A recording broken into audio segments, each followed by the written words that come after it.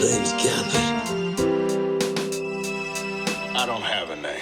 Salut tout le monde, bienvenue dans ce tout premier épisode de Néo-Béotien. Et non, vous n'avez jamais entendu ce mot avant, c'est normal. On n'expliquera pas d'où ça vient, vous chercherez vous-même. Avant de vous présenter rapidement l'émission, petite présentation personnelle. Moi c'est Léo et je suis avec mon collègue Mathis. Mathis, comment vas-tu ? Eh bien écoute, je vais très bien. Très content de te retrouver aujourd'hui pour ce nouveau concept hyper original, j'ai envie de dire. Ce tout premier épisode d'une lancée foudroyante. J'espère en tout cas. Pour vous expliquer rapidement le concept de cette émission, c'est un podcast qui se veut culturel. Au sens large. Au sens extrêmement large. L'idée, c'est qu'on va à chaque fois parler d'un film qu'on aura vu dans le mois, qui sera sorti dans le mois. Ce sera pas forcément toujours un très gros film ou le gros blockbuster du mois. Pour cet épisode, vous le verrez sûrement dans le titre, en effet, on a pris le gros blockbuster du mois. Mais en vrai, on prendra surtout des films dont on a envie de parler, tout simplement. Donc on s'emmerdera pas forcément à choisir les trucs les plus obvious. On verra bien en fonction des sorties. Donc on parlera à chaque fois d'un film qu'on aura vu dans le mois. Et ensuite, on se donnera en fait un thème tous les mois. Et on devra chacun venir avec une ou plusieurs œuvres qui nous font penser à ce thème et dont on a envie de parler, tout simplement.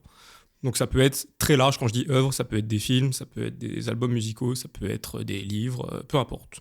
Exactement. Et si vous restez jusqu'à la fin de cet épisode, vous aurez le thème du prochain, tout simplement. Ouais, voilà, à chaque fois on va essayer de se donner du coup le thème qui viendra pour le prochain épisode.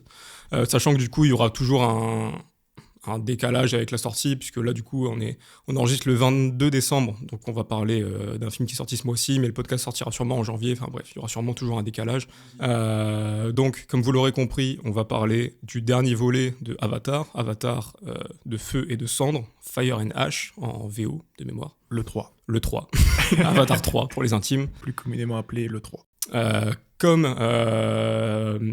Toi, tu sais à peu près l'avis que j'ai eu parce que tu as vu ma note Letterboxd. Eh oui. Moi, je ne sais pas encore ce que tu as pensé du film, donc je serais très curieux d'avoir ton avis. Je te laisse du coup en parler en premier. Est-ce que, peut-être pour commencer, tu peux juste parler de ton rapport à la licence Avatar ? Genre, est-ce que c'est un truc qui te plaît de base ou pas spécialement ? Ouais, carrément, on peut commencer par ça. Alors moi, c'est vrai qu'Avatar, du coup, je l'ai découvert très jeune. En 2009, on avait 10 ans, donc je l'ai découvert au ciné avec les énormes lunettes 3D de l'époque. Je me souviens, j'étais avec mon cousin. Et ma sœur, c'était un très beau moment de partage. Ça m'a vraiment marqué, pas tant l'histoire, mais ce côté grandiose. En fait, j'en ai gardé un lourd souvenir, pas tant du film, mais de l'émotion que j'avais ressentie quand j'avais vu ce film. De l'expérience, quoi. De l'expérience, ouais. Et de vraiment te dire, waouh, tu vois, vraiment l'effet waouh au ciné. En plus, je crois que c'était le premier film que j'ai vu en 3D au ciné. Ouais.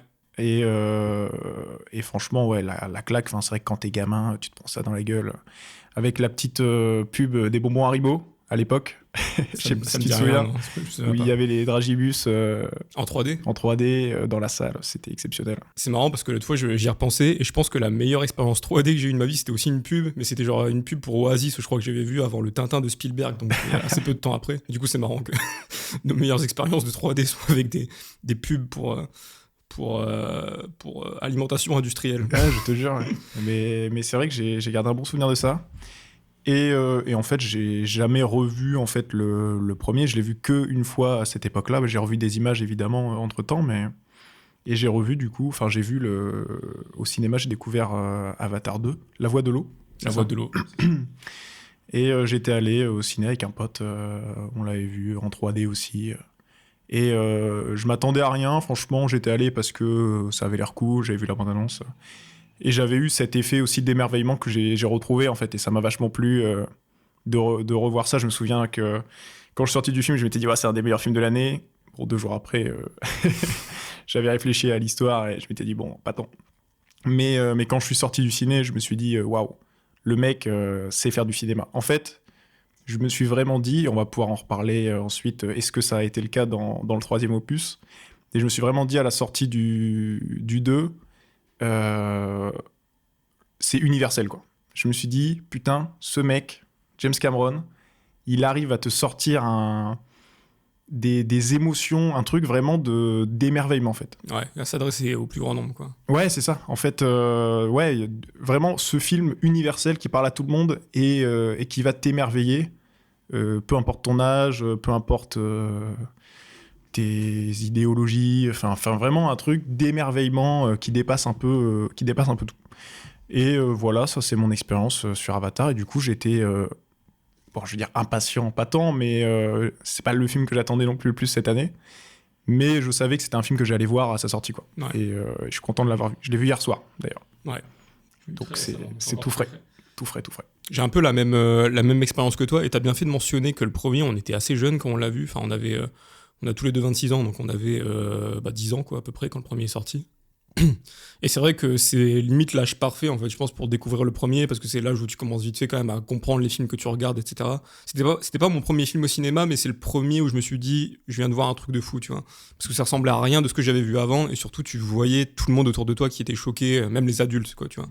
Moi, j'ai vraiment souvenir de voir mon père qui avait adoré, qui était très étonné de ce qu'il venait de voir, et ça m'a vachement marqué. Et du coup, pour ça, ouais, j'ai un peu le même rapport que toi à cette saga-là, dans le sens où le premier film m'a énormément marqué, mais je l'ai pas forcément non plus beaucoup revu après, bizarrement. Le 2, je l'attendais parce qu'il y avait ce truc où ça faisait très longtemps qu'on l'attendait, et j'avais quand même envie de voir ce qu'il avait à raconter en plus. Et le 2 m'a déçu, c'est un grand mot, mais m'a laissé relativement indifférent, en fait. J'ai retrouvé un peu ce truc d'émerveillement, pardon, mais beaucoup moins. Mais je pense que c'est aussi parce que tout ce qui est aquatique, ça me fascine beaucoup moins, en fait.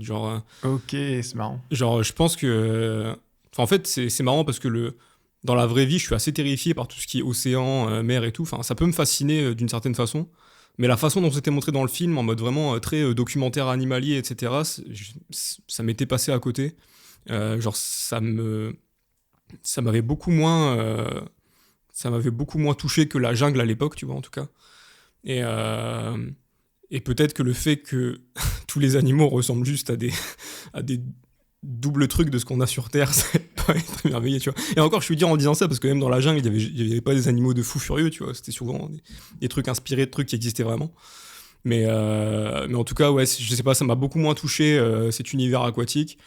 Je trouvais aussi que la tribu des Metkayina était pas hyper intéressante dans la façon dont elle était montrée, et on y reviendra aussi, je pense, en parlant du troisième, qui est un point qui a beaucoup changé dans mon appréciation, en tout cas. Mais du coup, ouais, le 2, je l'ai pas trouvé nul, mais il m'est un peu passé dessus sans trop... j'ai pas eu spécialement envie de le revoir, je l'avais revu quand même quand il était passé à la télé peu de temps, quelques temps après. Et toujours pareil, j'ai trouvé ça cool, mais j'étais quand même relativement impatient aussi de voir le 3, dans le sens où moi aussi, c'était pas non plus le film que j'attendais le plus cette année. Mais j'étais curieux, les bandes annonces m'avaient donné plutôt envie pour le coup.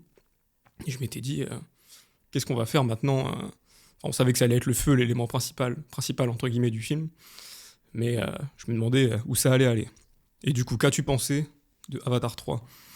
Déjà, moi, je reviens sur un truc que t'as dit qui est assez marrant parce que moi, c'est vraiment dans le 2, ce qui m'a marqué, c'est le travail de l'eau, en fait. Ok. Et ouais, en fait, quand j'ai... En fait, le côté émerveillement que j'ai ressenti, c'est vraiment, je me suis dit, dans le 2, j'ai jamais vu l'eau filmée d'aussi belle manière au cinéma, tu vois. Ok. Les mouvements dans l'eau, enfin moi je suis un gars de la mer. Je vais souvent me baigner, enfin j'ai un rapport à l'eau assez particulier, enfin j'ai besoin de ça dans ma vie, je pense. Ok. Et c'est vrai que ouais, les mouvements dans l'eau, j'ai trouvé ça mais tellement kiffant. Alors après, en tant que... Je suis quand même un bandeur de technique, et du coup, il y a quand même des plans qui m'ont choqué, tu vois. Genre, même la façon dont l'eau était filmée et tout, je trouvais ça cool, mais c'est vraiment genre juste l'univers marin qui m'a beaucoup moins parlé, quoi. Ok, je vois.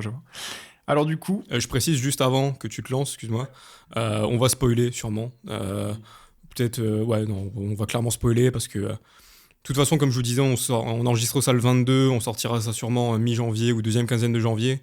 Donc je pense que tous ceux qui ont vraiment envie d'aller le voir et de pas se faire spoiler l'ont vu. Donc si vous l'avez déjà vu ou si vous vous en foutez d'être spoilé, pas de souci, vous pouvez écouter ce podcast. Si vous voulez vous garder la surprise, il n'y a pas de souci, je comprends très bien.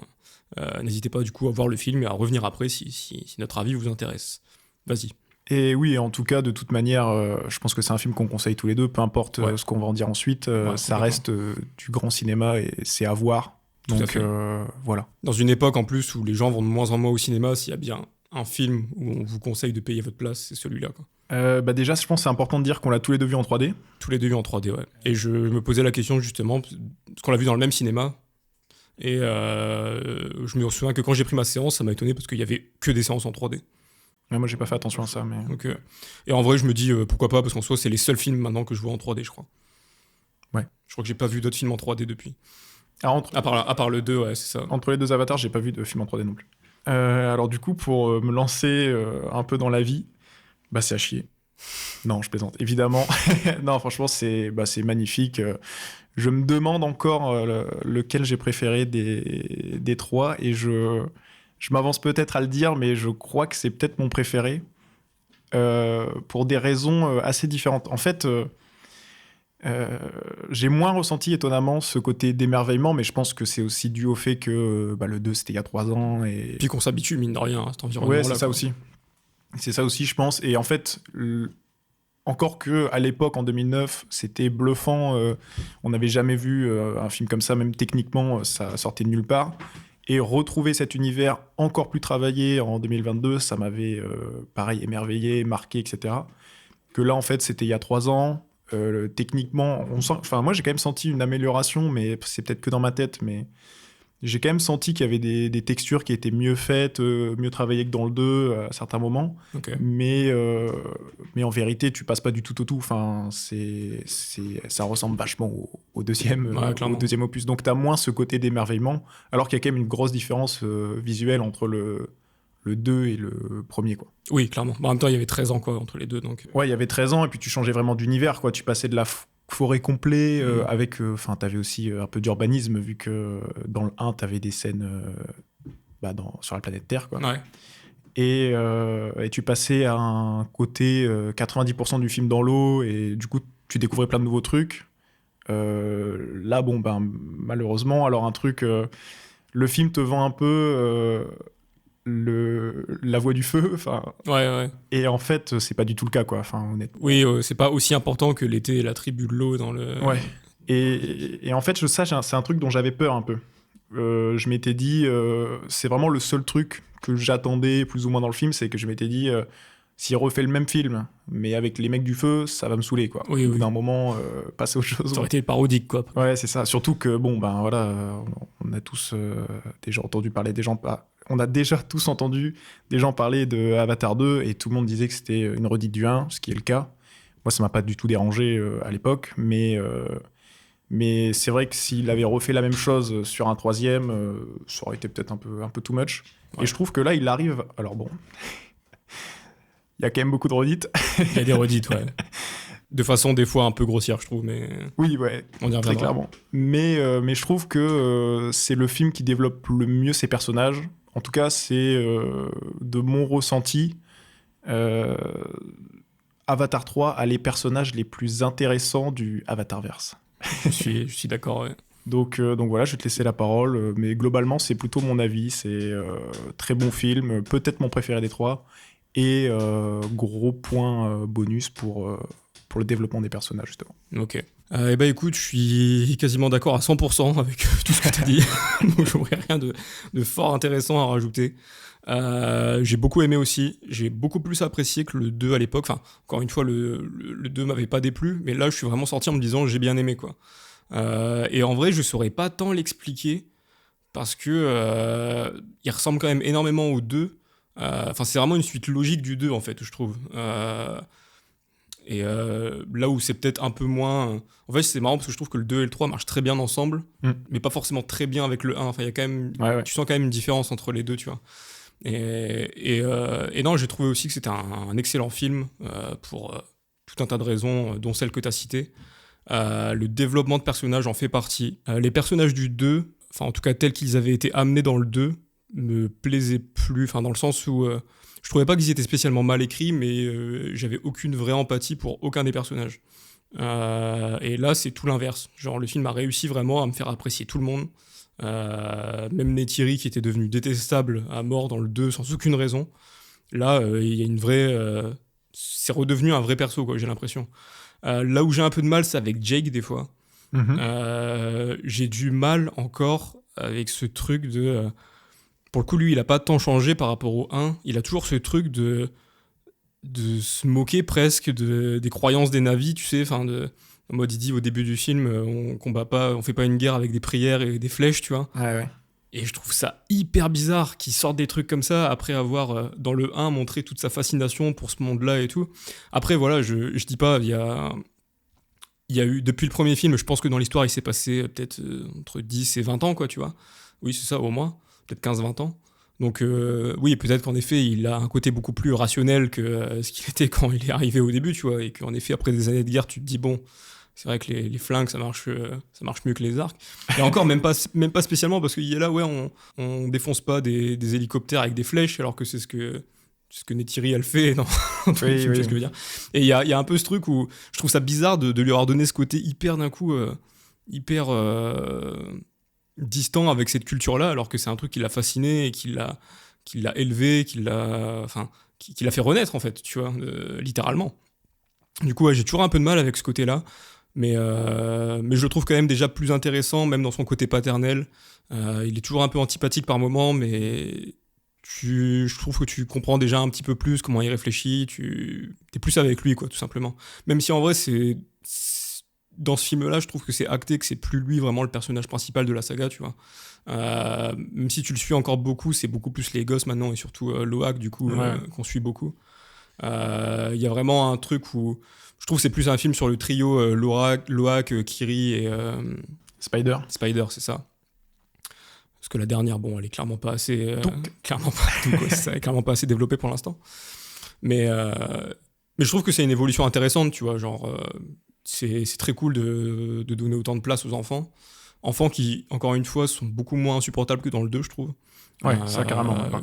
Sachant qu'ils n'ont pas énormément grandi non plus, parce que j'ai l'impression que, je me rappelle plus si c'est dit au début, mais il se passe pas énormément de temps entre le 2 et le 3. Oui, non, je crois pas que ce soit dit non plus, mais oui, je crois que ça se joue à... Ça se joue vraiment à pas grand-chose, ouais, c'est ça, c'est la suite presque immédiate, quoi, j'ai l'impression. Oui, il y a peut-être quelques semaines d'écart. Donc voilà, niveau perso, je suis très content aussi de ce qu'ils font avec Spider.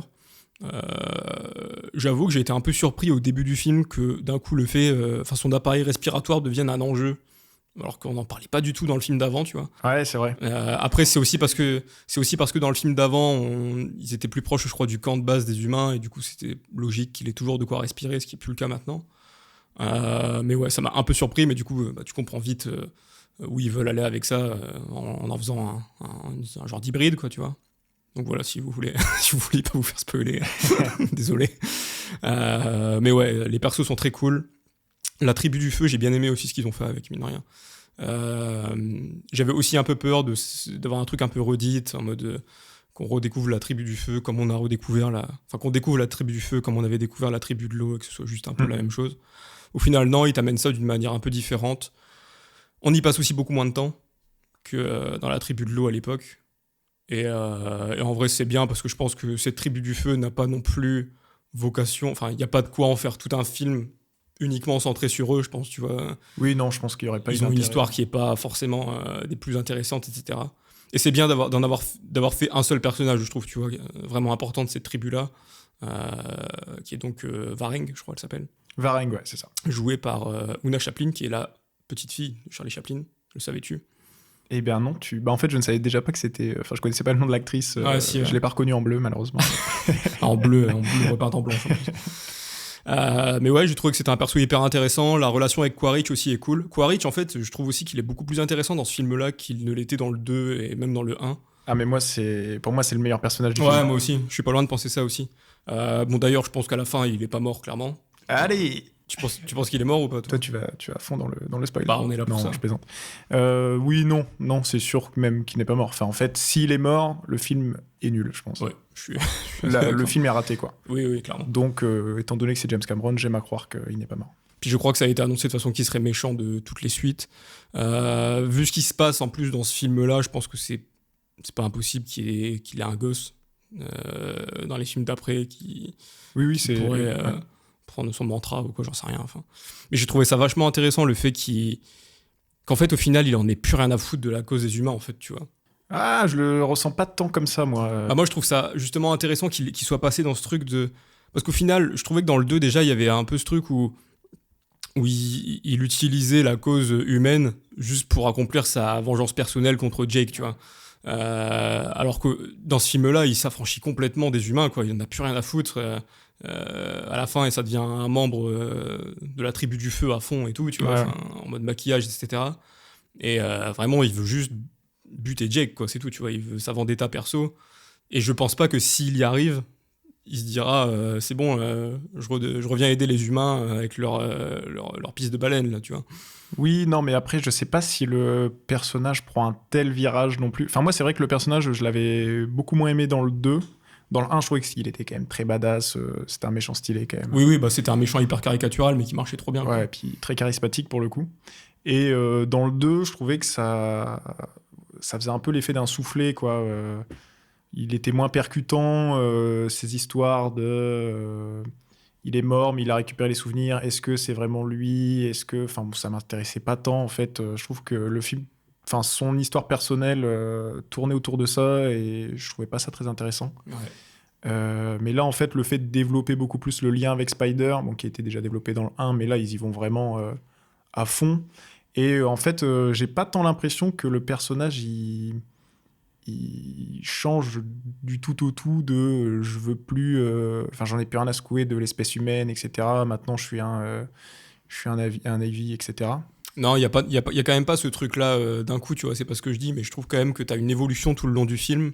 Enfin, évolution, je sais pas, parce que je pense qu'il pense toujours comme ça, quoi qu'il arrive, mais je trouve que c'est vraiment net à partir du moment où il ramène Jake sur Terre, j'allais dire, mais non, dans le camp des humains, quoi, tu vois, sur Pandora. Et que là, il est confronté à sa supérieure, je crois que c'est sa supérieure. Hein. Et je trouve vraiment qu'à ce moment-là, plus après le moment où il se met vraiment la gueule en mode tribu du feu, etc. Je sais plus comment elle s'appelle, cette tribu d'ailleurs, merde. Moi, j'ai aucun nom de tribu, moi, parce que Putain. t'as évoqué le nom de la tribu de l'eau et j'ai... Medkaina. Ouais, je Bon, l'avais c'est pas pas non plus. Et du coup, ouais, j'ai trouvé ça cool quand même, ce truc d'assumer à fond sa volonté de buter le mec qui l'a trahi, entre guillemets, quoi, tu vois. Et au final, de plus se cacher derrière un truc de sauver l'humanité, etc., quoi. Oui, en tout cas, moi, je trouve que ce qui change vraiment, c'est son rapport à l'autorité, en fait. Il s'émancipe de sa voix de marine, comme a pu le faire Jake, en fait, sauf qu'il prend une autre voix. Mais ce que j'ai trouvé intéressant, c'est que là, on a vraiment... Enfin, disons qu'il y avait ce questionnement que Jake a eu dans le 1, lui, il l'a eu dans le 2, mais c'était pas très intéressant. Et là, en fait, il prend le contrôle un peu de sa vie et il choisit son chemin à lui. Ouais. Et en fait, alors je pense pas que ce soit Après, ça reste de l'interprétation, je pense, mais j'ai pas l'impression il en ait plus rien à secouer de l'espèce humaine. Je pense juste que lui, il trouve son chemin et en fait, il se rend bien compte que l'autorité qu'il a devant les yeux, elle sert à rien et que. Enfin, après, je sais pas où il veut aller avec ça, mais Ouais, de toute façon, on peut pas le savoir pour l'instant. en tout cas, moi, ce que j'ai vraiment l'impression, c'est qu'il veut se faire son propre chemin, avancer dans sa voie et sa quête de pouvoir, en fait, il y a aussi ça. Oui. C'est un mec qui veut dominer, qui l'a fait dans le 1, qui a essayé de le faire dans le 2, et là, qui trouve un nouveau moyen de le faire. Et en fait, il se rend compte que avec la hiérarchie qu'il a au-dessus de lui, il peut plus, en fait, utiliser l'armée comme prétexte pour dominer. Ouais. Parce qu'il est dominé, en fait, dans l'armée. Et donc là, justement, il prend Vareng, c'est ça ? Mhm. Il prend Vareng à partie et il part à l'aventure avec elle, on va dire, pour justement pour pouvoir dominer comme il a toujours voulu le faire, quoi. Ouais. Et je trouve cette relation entre Vareng et Quaritch hyper forte dans le film. Moi, j'ai trouvé ça... Enfin, c'est dommage qu'il n'y en ait pas eu un peu plus. Après, le film dure déjà, 3h15 ? Ouais, au moins, ouais. Ça aurait peut-être fait long. Mais... 3h15, ouais. Mais cette relation, je l'ai trouvée dingue. Et je trouve que c'est vraiment, moi, ce qui m'a relancé dans le film. Et ouais, c'était hyper prenant, hyper beau. Et en fait, il y avait vraiment ce rapport de domination entre les deux que je trouve magnifique, en fait. Enfin, c'est vraiment Bonnie and Clyde. Enfin, il y a un peu un truc... Ouais, un truc comme ça, ouais. Le Joker et Harley Quinn. Enfin, c'est hyper intéressant et très riche, je trouve, comme relation. Après, c'est hyper caricatural. Et malheureusement, ça sent un peu on a voulu faire le dark mode de Jake et Neytiri. Ce qui est un peu dommage. Mais après, ça a jamais été une saga qui était connue pour sa subtilité dans son histoire non plus, quoi, tu vois. Et moi aussi, je trouvais que ça marchait trop bien. Genre, toutes les scènes où ils sont au K2, elles sont géniales, tu vois. La scène du trip, Ah ouais. et tout ce qui suit après, quand ils ramènent toutes ces armes et tout. Enfin, j'ai trouvé ça trop bien, tu vois. La manière dont c'était montré, avec la musique, etc. Enfin, ça marchait super bien. Ah oui, le duo est phénoménal. Et c'est trop bien de voir même l'incompréhension de la caporale, enfin je sais plus son nom, la chef de Ouais. Quaritch. Je sais plus. Ouais, bon, peu importe. Et je trouve ça, je trouve que le perso reprend vraiment de l'intérêt et de la valeur et de la puissance qu'il avait perdu dans le 2, et moi j'ai kiffé ça quand même. Ouais. En plus de son lien avec Spider, qui est hyper développé dans le film, et qui est hyper drôle en fait, parce que Spider en joue vachement. Il lui fait croire que en fait il pourrait être intéressé pour le rejoindre, alors qu'en fait pas du tout. Même lui, il joue du fait qu'il sait très bien que Spider il veut pas vraiment le rejoindre. Ouais. Mais Notamment dans la scène qui est quasiment copier-coller du 2 pour le coup, Ouais. où ils sont à deux dans la salle d'interrogatoire là. je trouve que ça fonctionne mieux en fait, Oui, ça fonctionne mieux. Je suis parce que d'accord. Spider est développé enfin. Donc, Ouais. Oui, parce qu'en plus, dans le 2, Spider, il avait quand même ce truc un peu ambivalent où tu savais pas trop de quel côté il allait finir par jouer. Enfin, en vrai, on se doutait quand même. Enfin, ça aurait été quand même bizarre qu'il passe direct côté Quaritch. Mais le fait, tu vois, qu'il lui montrait un peu tous les secrets des Navy, qu'à la fin, il le sauvait de l'eau, enfin, de la noyade, tu sais. Ça faisait que tu savais pas trop comment il allait danser ça. Dans ce film-là, c'est hyper clair qu'il devient littéralement Navy, quoi, tu vois. Donc, ouais. Oui, et puis il est, de toute façon, lui, il est. Je pense que, il est attaché à Jake, mais il est surtout attaché au concept de famille qu'il a ouais, bien sûr. avec cette tribu, quoi. Ouais, complètement. D'un point de vue technique, c'est toujours aussi incroyable aussi, je trouve. Ah oui, clairement.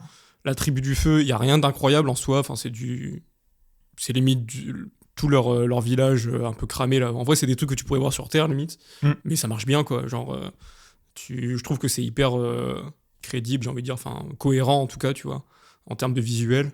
La fin aussi, tout le combat avec un genre de tempête un peu magnétique, je crois. Oui, un alors truc ça, comme pareil. Alors, je sais pas d'où ça vient, mais c'est très joli, je non, trouve. mais voilà. Alors, ça, c'est un truc, justement, je comptais en parler après, parce que j'avais 2-3 idées en tête de trucs qui m'ont déplu dans le film.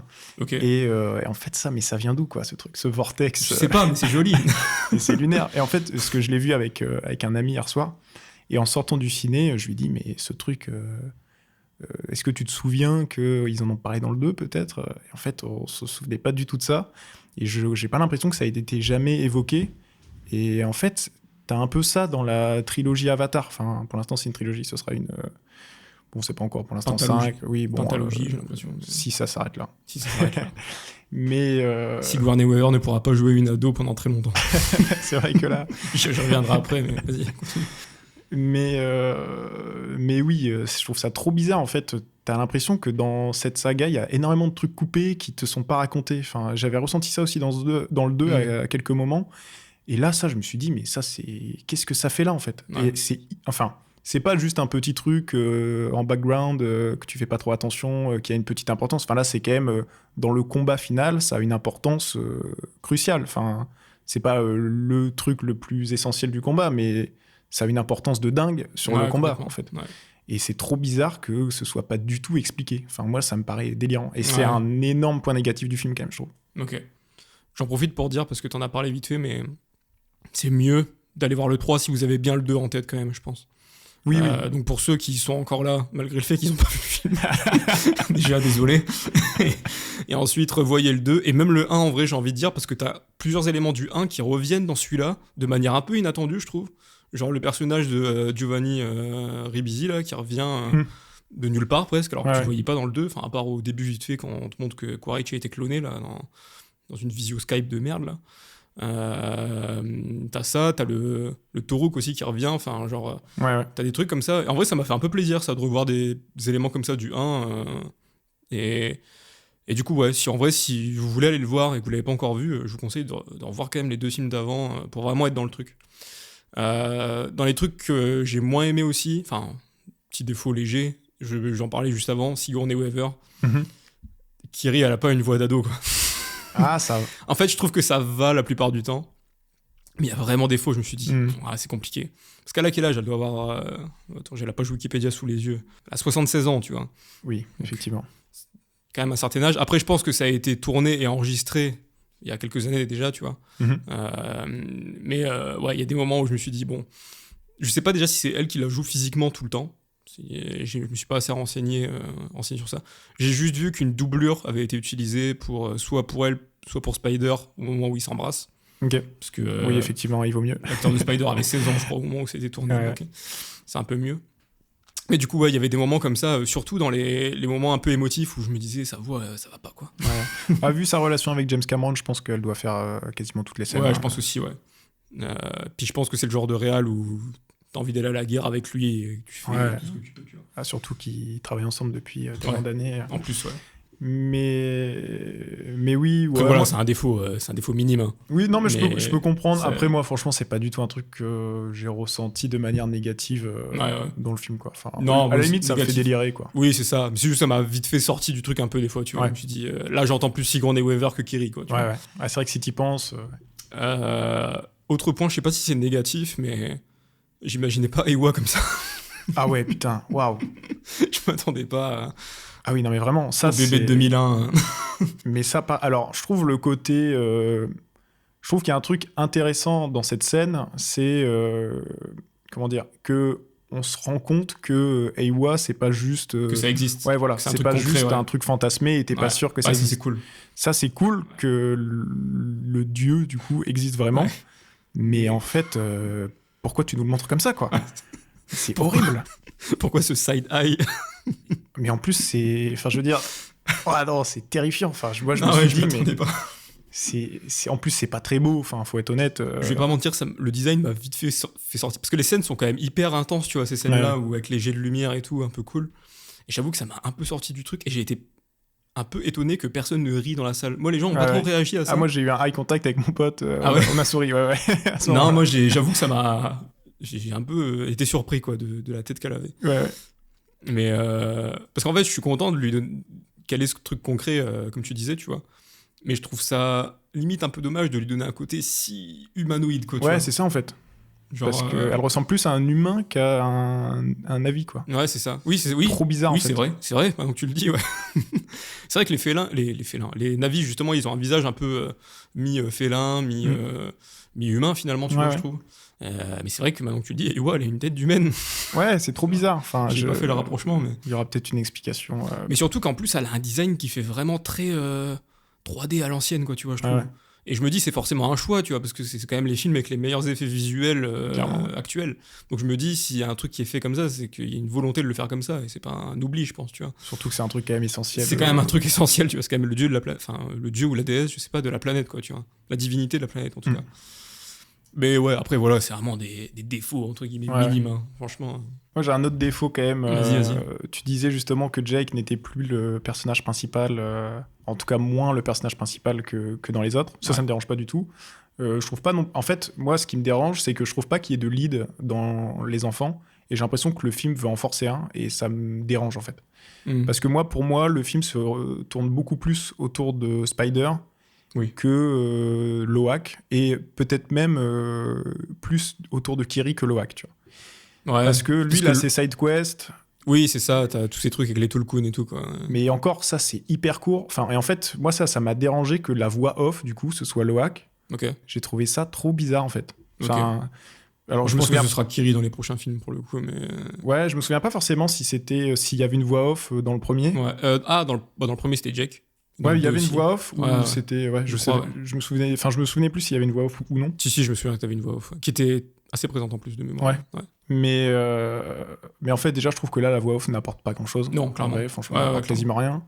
À part, à la limite, la scène d'intro, mais tout le reste, tu peux t'en passer pendant tout le film. Et ça m'a un peu dérangé. Et bon, à la limite, c'est pas non plus dramatique. Mais moi, ce qui m'a gêné dans le film, c'est que le fait que tu apportes cette voix off développe vraiment ton personnage, en fait. Ouais.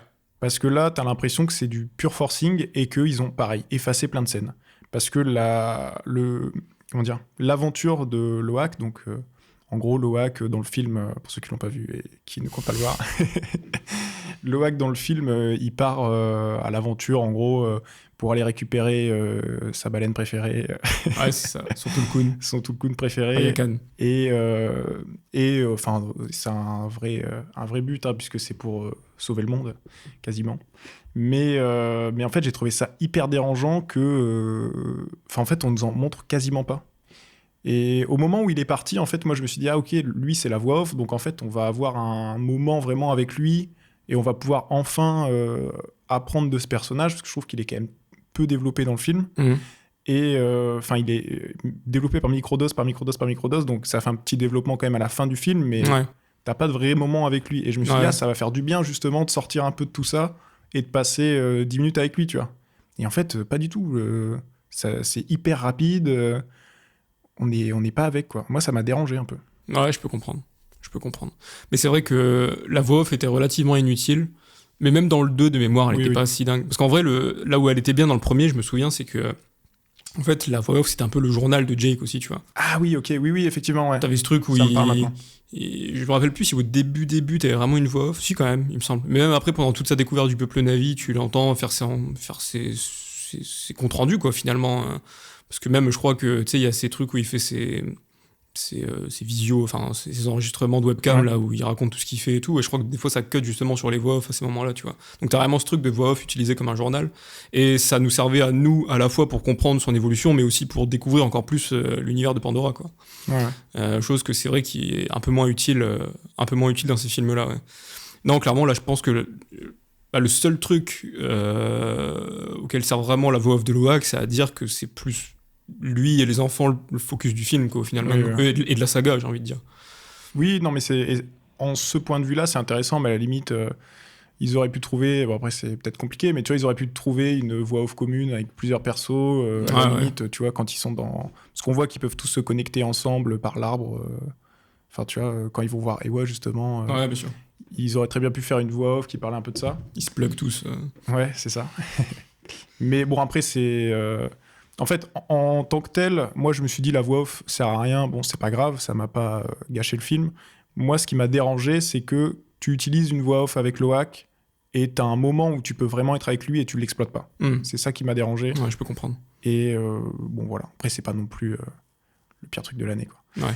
Et alors, un truc aussi qui m'a un peu dérangé, c'est les répétitions de mots, en fait, en boucle. La première scène, bro, à tout va. Ah oui, ouais. Oh, c'est dur, personne ne parle comme ça dans la vie. C'est vrai, et puis ça casse un peu le côté Navy, quoi, tu vois. Ouais, c'est vrai. Ouais. Et bon, alors t'as ça, et t'as aussi tous les... Alors, je sais, c'est pour mettre du rythme et de l'action, etc. Mais tous les go, ils sont derrière nous, machin. Enfin, ça...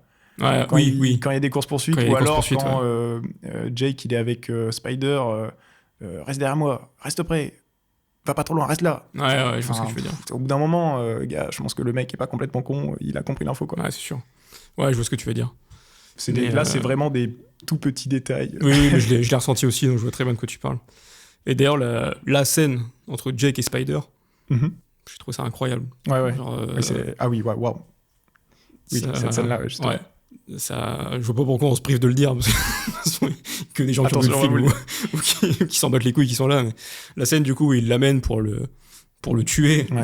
Le sacrifier. Quoi. Le sacrifier, ouais, c'est ça. J'ai trouvé ça tellement prenant, genre... c'est parce que c'est horrible, mais en même temps, tu les comprends presque, tu vois, dans leur raisonnement, etc. Et la scène est terrible, quoi. Tu ressens la douleur que ce serait pour lui de le faire et tout.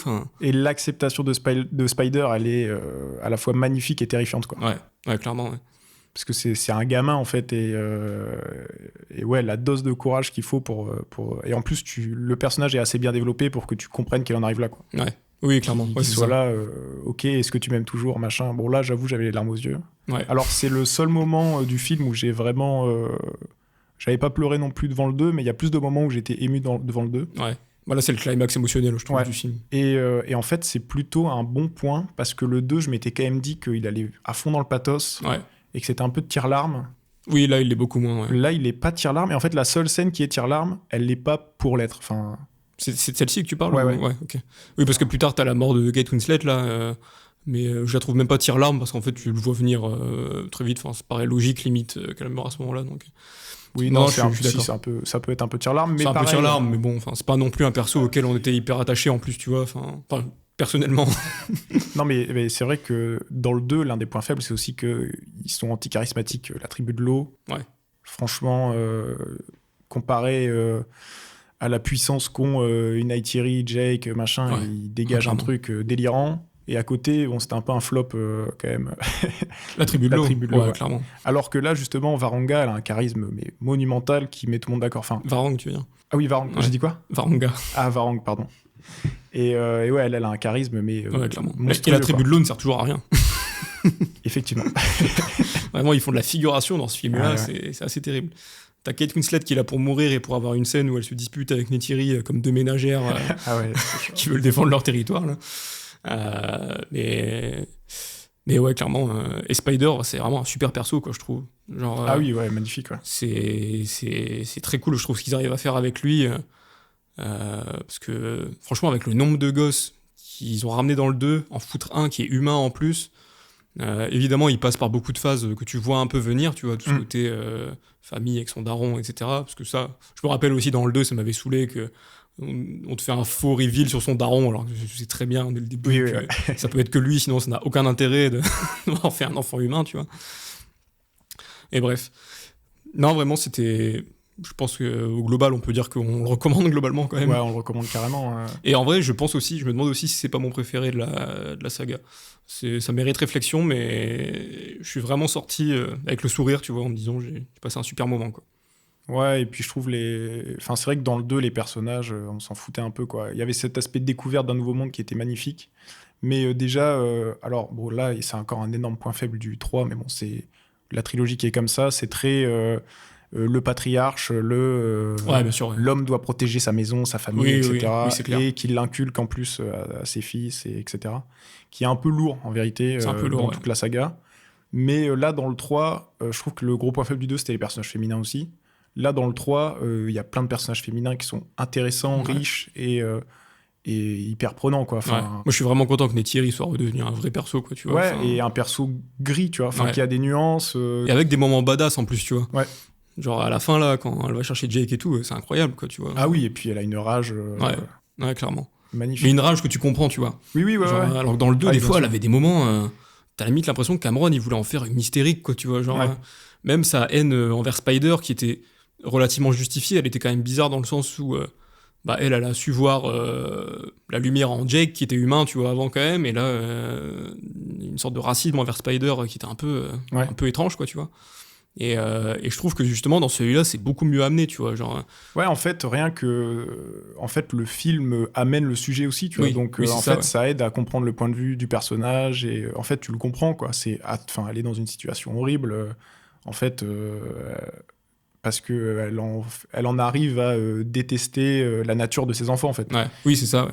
Et c'est hyper beau, c'est touchant. Et en fait, tu comprends complètement le personnage. Surtout que c'est un personnage qui en a chié, quoi, tu vois. Enfin, Ouais, ouais. c'est... Elle a quitté toute sa famille, son peuple, ses racines, juste pour suivre son mari, tu vois. Enfin, Ouais. non, c'est... Et quel mari. Et quel mari. Pas n'importe quel mari. Non, ouais, et franchement, pour une fois, je suis vraiment impatient de voir le prochain film, en fait, tu vois. Ouais. J'ai vraiment des attentes de voir ce qu'ils vont faire avec Kiri, ce qu'ils vont faire avec Spider. Enfin, j'ai envie de voir la suite, quoi. Même avec Quaritch, j'ai envie de voir où tout ça va aller, quoi. Ouais, après, il y a ce truc où... Alors là, je suis un peu attaché à tous les personnages, beaucoup plus que dans le 2. Mais bon, disons que... Enfin voilà, si un des personnages était mort, ça m'aurait pas non plus détruit, tu vois. Ouais. Oui, non. Et il y a un peu ce truc avec cette saga où personne n'est fan d'Avatar, tu vois. Il y a un peu Oui, un truc oui, qui clairement, est ouais. bizarre. Non, oui, non, c'est vrai. Et enfin, tu compares à un peu toutes les sagas. Oui, j'en c'est pas sais Star rien. Wars ou le Seigneur des Anneaux. Ouais, c'est voilà, comme le ça. Seigneur des Anneaux, Star Wars, Harry Potter, j'en sais rien, tu vois. Et en fait, là, il y a vachement un truc où ouais, les gens s'en foutent. Enfin, tout le monde aime bien, Ouais, mais personne n'est vraiment fan, mais quoi. il n'y a aucun fan de ça. Et je me demande pourquoi, enfin, comment. Je pense qu'il y a aussi un truc de... que la franchise... C'est pas une franchise aussi portée notamment sur le merchandising que d'autres, tu vois. Ouais. Là, c'est pas un Star Wars ou un Harry Potter où t'as des jouets à vendre, où t'as un artefact à vendre, où t'as pas de sabre laser, t'as pas de baguette magique, t'as pas de trucs comme ça déjà à vendre. Donc déjà, t'as pas de jouets à offrir à des enfants, tu vois. Et rien que pour ça, je pense qu'il y a pas beaucoup d'enfants qui aiment en plus les films Avatar, tu vois. Alors que mine de rien, les Star Wars, Harry Potter et tout, c'est surtout, Ouais, c'est vrai. ça touche directement les enfants, tu vois. Avatar, je pense beaucoup moins parce que c'est beaucoup plus. C'est pas non plus hyper intellectuel, tu vois, c'est pas ce que je dis, mais c'est peut-être un peu plus dense, un peu plus violent aussi par moment, enfin je sais pas, tu vois. Et en fait, je pense que juste ça plaît à beaucoup de gens, mais en effet, t'as pas ce truc. Mais je pense pas que ce soit un défaut non plus, tu vois. Le fait qu'il n'y ait pas de fans. Et c'est ce que je disais aussi quand je parlais du 2, c'est que c'est très universel, mais là encore, enfin, je trouve un peu moins le 2 quand même, parce qu'il va dans des thématiques plus sombres et pour le mieux. Mais il y a ce côté quand même très universel et très... James Cameron sait parler à son public, quoi. Il sait trouver complètement. Enfin, voilà, il se joue de nous, quoi. On est ses petites marionnettes et il nous manipule comme il l'entend, quoi. Et c'est peut-être ça aussi où, en fait, il ose pas peut-être prendre de décisions tranchées, en tout cas de faire des choix qui peuvent être vus comme des vrais défauts, mais qui ont un point de vue artistique ou j'en sais rien, tu vois. Ouais, je sais pas. Mais en tout cas, c'était c'est une bonne saga, je trouve. Et... Je suis d'accord. Et en fait, je trouve que ça fait tellement du bien dans l'industrie du blockbuster aujourd'hui d'avoir des blockbusters comme ça qui se prennent premier degré sans que ce soit la honte, tu vois, genre sans qu'il y ait quelqu'un qui fasse des blagues sans arrêt pour désamorcer ou se moquer du concept. T'as un peu d'humour dans le film qui est plutôt bien amené d'ailleurs à chaque fois, mais jamais ça se moque de son concept, jamais ça se moque de son univers, etc. Enfin, et ça fait du bien, quoi, parce que putain, les films de maintenant, tous les blockbusters essayent d'être les gardiens de la galaxie, tu vois, où faut toujours se moquer de tout avec des personnages hyper cyniques et sarcastiques. Et juste pour ça, c'est une bouffée d'air frais de fou, quoi, je trouve. Et ouais, c'est marrant que tu dis ça parce que du coup, je me demande. Moi, je préfère, je pense, le troisième. Et en fait, je me dis. Parce que là, en fait, c'est vrai que là, il sort. Aujourd'hui, c'est un vent de fraîcheur, mais de dingue. Ça fait tellement du bien de voir ça au ciné. Alors que pourtant, tu vois, c'est une histoire hyper basique, tu vois. Genre, limite, c'est un conte, quoi, tu vois, Avatar au final, tu vois. Genre, c'est une histoire hyper classique avec des tropes que t'as vu 1000 fois avant. Mais pourtant, ça arrive quand même à être un vent de fraîcheur juste par le côté sincère et authentique de la démarche, quoi, tu vois. Ouais, et oui, c'est le chemin du héros, de toute façon, le plus respecté. Enfin, il est vraiment respecté de A à Z. Et donc, c'est pas vraiment le chemin du héros, c'est plus genre l'histoire de Moïse, tu vois, un truc comme ça, un peu genre, en mode mec qui arrive pour sauver une civilisation, tu vois. Après, oui, enfin, de toute façon, le chemin du héros, tu l'as dans tous les... C'est très mythologique, hein. Oui, c'est ça, clairement. Oui, complètement. Mais... Comme toutes les histoires, en soi, mais surtout... Oui, enfin, là, c'est vraiment appuyé. Mais en fait, je me dis, le 1, il souffre peut-être de la comparaison aussi, en fait, à l'époque où le 1 est sorti, en fait, t'en bouffais des bons blockbusters, quoi. Je veux dire, Pirates des Caraïbes, c'était à ce moment-là, enfin, tu vois, on bouffait quand même des bons films à 1 ou 2 ans d'écart, on s'en prenait dans la gueule, quoi. Puis t'avais encore des bons films de super-héros aussi à l'époque. Aussi, qu'aujourd'hui, enfin, franchement, là, cette année, en gros blockbuster... à part F1, tu vois, il n'y a pas eu grand-chose de sympa, quoi. Ouais, je réfléchis, mais non, il n'y a pas eu grand-chose, non. Tu vois, Minecraft, bon. C'est vrai qu'il y a eu Minecraft, ouais, quand même. Non, mais non, c'est vrai, t'as raison. Il n'y a pas de film... En fait, il n'y a pas d'autres films fédérateurs qui sont sortis cette année. Enfin, il y a eu des blockbusters qui ont fonctionné, mais... Surtout avec un univers à soi, etc., comme ça. Ouais. Oui, c'est ça, en fait. Il n'y a pas vraiment d'autres franchises, en fait, aussi, encore actuelles. Mais ça fait du bien, quand même. Ah, mais ça fait... justement, ça fait beaucoup énormément de bien. Ouais. Beaucoup de bien. Bon, on a beaucoup parlé de... On a énormément parlé d'Avatar. Donc voilà, je pense qu'on le recommande tous les deux. Je pense qu'à l'heure où on parle, à l'heure où vous nous écoutez, à l'heure où on parle, c'est sûr qu'il est encore en salle. À l'heure où vous nous écoutez, je pense qu'il est encore en salle, parce que c'est des films qui restent très longtemps en salle en général. On en parlait vite fait avant d'enregistrer. Je sais pas s'il va devenir automatiquement 3e du box-office mondial, comme le 2e a fini 2e. Je sais pas honnêtement s'il marchera aussi bien. Je pense que t'as quand même ce truc de suite où il y a quasiment aucune suite qui fait mieux que la précédente, tu vois. Je sais pas honnêtement. J'ai l'impression aussi que, tu vois, typiquement dans ma famille qui est pas à fond dans le ciné, je sais pas s'ils vont aller le voir, tu vois. Alors qu'ils ont peut-être vu le 1 et le 2, donc je sais pas. Bah, c'est vrai que t'avais eu un gros vent de fraîcheur il y a 3 ans parce que ça faisait longtemps. Ça faisait longtemps que. Oui, là c'est un peu. Film, quoi. Là, aujourd'hui, t'as vu le film il y a 3 ans, bon, est-ce que t'as envie de retourner voir ça tout de suite ? Ouais. Après, je sais pas si le marketing, vu que je regarde plus la télé, etc., je me rends pas compte s'il y a beaucoup de pubs à la télé pour ça, ou si vraiment ça portera ses fruits. Mais ouais, en tout cas, n'hésitez pas à aller le voir, et puis donnez-nous votre avis si vous en avez envie. On a un compte Instagram qu'il faut qu'on alimente, mais n'hésitez pas à vous donner notre avis. Qui est en train de se lancer là. N'hésitez pas à nous donner votre avis. Aussi, si vous avez joué au jeu Avatar, dites-nous. Parce que j'y pensais. Qui a joué à ça ? C'est ça, parce que quand je disais justement que c'est pas une franchise qui a créé beaucoup de choses, j'avais envie de dire ça. Il y a juste eu un jeu vidéo et il n'y a rien eu d'autre, tu vois. Et pourtant, il était quand même attendu. Il était attendu, mais après, il y a eu un flop. Il y a eu 2 jeux vidéo. Parce qu'il y a eu un jeu vidéo du premier film aussi. Ok. Tu sais, c'était les jeux à l'époque où chaque blockbuster, t'avais un jeu vidéo qui sortait. Je me souviens pas, mais. Mais t'as eu le Frontier of Pandora, je crois. Ouais, que ça un s'appelle. truc du genre, ouais. Mais je crois que c'était pas trop mal en plus. Hein, mais, Ça avait l'air. Enfin, moi, j'ai vu des visuels, des gameplays, ça avait l'air vraiment bien. Ouais, ça avait l'air sympa.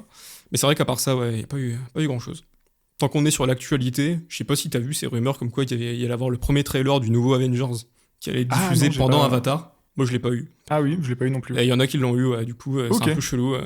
Parce que j'ai vu qu'apparemment, Marvel avait eu l'idée de, les 4 premières semaines d'Avatar, sortir 4 teasers différents à chaque fois. Ok. Focus sur un personnage différent. Et bon, je crois que ça avait leaké, donc peut-être que ce sera sorti d'ici ce que le podcast sorte, mais je crois que la première bande-annonce mettait en scène genre Captain America, enfin Steve Rogers, Ouais. qui en mode tu le voyais dans sa vie dans le passé là, avec un texte Steve Rogers will return in Avengers Doomsday, je crois, un truc comme ça. Ok, ouais. Donc ouais, après avoir ramené Robert Downey Jr., ils vont ramener Chris Evans en plus, l'aveu d'échec et total. C'est vrai que ça donne pas très envie. Ça donne après, pas hyper on verra. envie. Du coup, ouais, en vrai, j'étais pas spécialement déçu parce que j'avais pas spécialement envie de. J'y allais pas juste pour voir la bande-annonce, tu vois. Mais du coup, c'était un peu chelou parce que j'ai vu que certains l'ont vu dans certains cinémas. Même dans certains UGC, je crois. Parce que Ok. nous, on allait le voir à l'UGC et je crois que certains en ont vu dans des UGC. Mais ouais, un peu bizarre comme idée marketing, quoi, du coup. Et surtout, en plus, l'idée d'en sortir une par semaine, ça veut dire qu'il y a des gens qui seraient allés juste pour voir les bandes-annonces, tu vois. Il y a des gens qui sont allés voir 4 fois Avatar et qui n'ont jamais eu la bande-annonce. C'est sûr. C'est sûr. Après, marketingment parlant, c'est une bonne idée en soi, tu vois, parce que tu fais en sorte. En plus, c'est le même studio maintenant. Donc, je pense que c'est l'idée aussi de faire en sorte que les gens dépensent de la thune pour Avatar. Surtout qu'avec une carte illimitée, du coup, tu vas juste pour voir ta bande-annonce et après, tu t'en vas, quoi, tu vois. Bon, c'est hyper triste de faire ça, mais c'est possible. Et tant qu'on est dans l'actualité, est-ce que tu as vu le rap de Timothée Chalamet ? Oh non, j'ai pas fait gaffe. T'as pas vu ça ? Non. Alors, je sais pas si t'as vu, mais en ce moment, il est en pleine promo pour son prochain film Marty Suprême. là, Ouais, j'ai vu ça. Ouais. Ben ou Josh Non, Savdi, ouais, je sais c'est plus. l'autre Savdi. Ouais. C'est pas Benny, c'est l'autre. Ouais. C'est Josh du coup. Ouais, Josh, ouais, je Ok. crois. Parce que Benny vient de sortir The Smashing Machine, justement. Oui, c'est ça, exactement. Et du coup, il est en pleine promo. Et déjà, ils ont fait pas mal de trucs pour la promo. Enfin, ils ont mis en vente des fringues. Il a fait plusieurs vidéos, etc. Des trucs qui sortent un peu de la promo classique. Certains appellent ça du génie. Bon, faut se calmer un peu des fois. Et récemment, il y avait une rumeur parce qu'en fait, il y a un rappeur britannique qui s'appelle SD Kid et qui est un rappeur masqué. Et en fait, il est masqué de telle sorte à ce que tu vois que ses yeux, tu sais.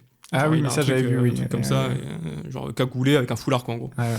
Et il y avait beaucoup de théories comme quoi c'était possiblement Chalamet parce qu'ils ont à peu près le même regard, tu vois. Okay. Ils ont fait un feat, du coup. Et en fait, on lui a posé la question en interview à la radio, est-ce que c'est toi et tout ? Et il avait juste dit, à chaque fois il répétait juste, tout sera révélé en temps voulu, tu vois. Okay. Du coup, il faisait un peu teasing là-dessus. Et là, du coup, ils ont sorti... Enfin, il y a un remix d'un des morceaux de SD Kid qui est sorti, avec Timothée Chalamet, du coup, en plus dessus. Donc, en mode... et où tu les vois à deux dans le clip, tu vois. Donc, pour dire qu'en gros, c'est pas la même chose. Mais j'ai trouvé ça marrant, tu vois. Et tu vois que c'est une promo parce qu'il cite Marty Supreme dans son freestyle, quoi, tu vois, dans son couplet. Après, on a vu Sinners, hein, tout est possible. C'est vrai que tout est possible. Non, mais du coup, j'ai trouvé ça assez marrant qu'il joue un peu de la rumeur comme ça pour vendre un peu le film, parce que même en plus en dehors du film, juste l'action est marrante, quoi, tu vois. Ouais. Et surtout que son rap est pas si dégueu, c'est pas incroyable, mais ça, il fait plutôt bien son taf, disons. Et je l'ai vu passer, moi, sur alors des podcasts liés à la WWE récemment, là. Ah ouais. Mais j'ai pas écouté parce que bon, ça m'intéresse pas non plus forcément. Enfin, je suis énormément la WWE, mais ouais, je sais bien. Mais ça m'a pas. Enfin, j'ai pas regardé l'interview, mais je l'ai vu passer et je me suis dit que c'était marrant. Enfin, ouais, il va chercher des promos un peu partout, quoi. Ouais, c'est ça. Il est malin. Il est malin. En plus, je pense que ce sera notre film de février, logiquement, Marty Supreme, parce que je crois qu'il sort en février en France. Moi, je l'attends beaucoup, en vrai, perso. Enfin, moi, je l'attends pas tant, mais... Ah ouais ? Mais on pourra en parler avec grand plaisir. Ouais, franchement, moi, je suis assez... Il y a plusieurs choses qui m'interpellent. Bon, déjà, le cinéma des frères Safdie, j'aime bien, tu vois, en général. Même si j'ai pas vu Smashing Machine encore. Le retour de Gwyneth Paltrow aussi, que j'attendais pas, sachant qu'elle a plus rien fait, je crois, depuis... un Seven. Non, pas du tout. Depuis un film Marvel où elle savait pas dans quoi elle jouait, tu vois, sûrement. Et mine de rien, Chalamet, je l'aime bien, moi. C'est pas un acteur que je trouve flamboyant, tu vois. Genre, jamais il m'a choqué avec une de ses performances. Mais il m'est plutôt sympathique, quoi. Moi, oui, je trouve que c'est un bon acteur, mais j'ai mes réserves sur ses projets, en général. Ah ouais ? Bah, je trouve pas qu'il... Enfin, il choisit pas forcément des films qui m'intéressent, hein, tout simplement. Oui, il y a de ça aussi, ouais. Mais je l'ai beaucoup aimé en début de carrière. Et là, en fait, j'ai eu un peu une overdose de Chalamet. Maintenant, ça va mieux, je trouve. Bah, tu sais quoi, je me suis dit ça aussi à un moment, et j'ai regardé, en fait, il fait pas tant de films que ça. C'est juste qu'il fait beaucoup de films qui font énormément parler, quoi. Ouais, et non, en fait, je pense que c'est surtout aux alentours de 2019, 2020, 2021. Dans ces eaux-là, il a fait pas mal de films. 2021, je crois qu'il fait 4 films. Je crois Ouais. qu'il fait. Parce que de mémoire, il fait Dune 1, il fait le truc de. Sur Netflix, là, avec DiCaprio, Don't Look Up. Ok, oui, waouh, c'est vrai. Ouais. Ou après, il joue un rôle minime dedans. Ouais, mais il jouait dedans quand même. Le tu vois. Adam McKay, bien De sûr. Adam McKay, ouais, c'est ça. Mais c'est vrai qu'à une époque, il enchaînait. Mais c'est pour ça que je me suis dit, depuis, il fait plus grand chose en soi, tu vois. Il ferait The French Dispatch aussi cette année-là. Ouais. Et bon, après ça, c'est un docu. Donc, non, en fait, il fait 3 films principaux en 2021, mais 3 gros films quand même. Oui, ouais, c'est ça. Puis après, il y a eu l'enchaînement d'une Wonka aussi. Où là, t'as commencé à le voir partout. Mais tu vois, au final, c'est que. Oui, Parce en que fait, 2 c'est par films, période. Ouais. c'est ça, ouais. Et après, il y a eu Un Parfait Inconnu cette année aussi, mais. Non, mais là, ça va. Je suis prêt à revoir des films de Chalamet. Ça y est. Je Ça l'annonce va. publiquement. Ça va. Le communiqué est sorti. Tiens, d'ailleurs, petite question, est-ce que ta séance d'Avatar s'est bien passée? Parce que moi, j'y suis allé le soir de la sortie, enfin le jour de la Ok, sortie au soir, et du coup j'avais très peur, parce que ça faisait longtemps que j'avais pas vu un film le jour de sa sortie. Je crois que la dernière fois que j'avais vu un film le jour de la sortie, c'était Creed 3, Ok, waouh. et j'y avais été en VF en plus, donc très mauvaise idée, parce que des gens qui font pas beaucoup au ciné, pas mal d'enfants aussi, etc. Donc beaucoup d'agitation, beaucoup de gens qui ont un temps d'attention limité, qui sortent souvent de la salle pour faire des pauses et tout. Et des gens qui... Ça, j'ai envie d'en parler. Faut arrêter de snapper le titre du film pour le mettre en story ou sur Biril. Tous vos potes s'en battent les couilles. Tous. Vraiment, personne trouve ça cool. Surtout que je me dis, vous êtes là au ciné, des fois, le titre, il met un quart d'heure à apparaître, tu vois, dans certains films. Ça veut dire que pendant un quart d'heure, ils sont là avec leur téléphone, tu vois, prêts à dégainer en attendant le titre. Putain, ça doit être épuisant mentalement. Bref. Ah, devant Euro, ils étaient là. Tu l'as voulu, tu l'as eu. Avec tous les. Je l'ai pas vu. Je peux pas corroborer. Mais ouais, du coup, j'avais un peu peur, et au final, tranquille. Bon, c'était en VO, donc il y avait un peu moins d'enfants, notamment, ou des choses comme ça. Mais non, il n'y a rien eu, pas de... Si, il y a des gens qui se sont embrouillés un moment sur ma gauche. Ok, énorme. Ça a duré vraiment 10 secondes. C'était en 3D en plus, le film, donc j'avais l'impression que c'était dans le film. Je me suis dit, wow, il y a embrouille. C'est vrai qu'on n'a pas parlé de la 3D, mais elle est très bien. Enfin. Ouais, bah en vrai, j'ai toujours ce petit choc à chaque fois en me disant, ah oui, c'est vrai, c'est ça la 3D et tout. Après, je trouve que ton œil s'habitue au fur et à mesure du film et tu le remarques un peu moins. Ouais, je trouve que ce qui est bien fait, c'est Mais ça marche justement bien, que tu la ressens sans que ce soit trop appuyé, quoi. Oui, c'est ça. Bah après, et puis c'est bien parce que c'est des films qui sont vraiment tournés pour la 3D, Ouais, quoi, tu vois. c'est ça, ouais. Et du coup, non, c'était cool. C'était cool. Et du coup, toi, ta séance, ça a été? Moi, ma séance s'est très bien passée. J'ai eu aucune mésaventures. Bah super. Et globalement, en fait, en ce moment, je trouve qu'au ciné, ça se passe plutôt bien. Moi, j'ai eu une mauvaise séance quand même cette année. C'était avec Sinners, où je suis allé le voir au Hall. Très mauvaise idée. Ne jamais aller au Hall. Mais Déjà, moi, les cinémas où il n'y a pas de place numérotée, ça m'énerve. Mais vas-y. non, mais là, c'était assez atroce. Les gens parlaient, étaient sur leur téléphone et tout. Ouais, c'est mais relou. pas juste une ou deux personnes. Enfin, c'était l'ambiance de la salle, en fait. J'avais pas signé pour ça. Mais bon, après, j'ai pas adoré le film. Donc, ça m'a pas... En plus, vraiment, double peine. Ouais, je préfère ça, tu vois. Oui, au final, ouais, t'as pas l'impression d'avoir perdu ton temps, quoi. Oui, il vaut mieux que ça se passe sur un mauvais film. Et voilà.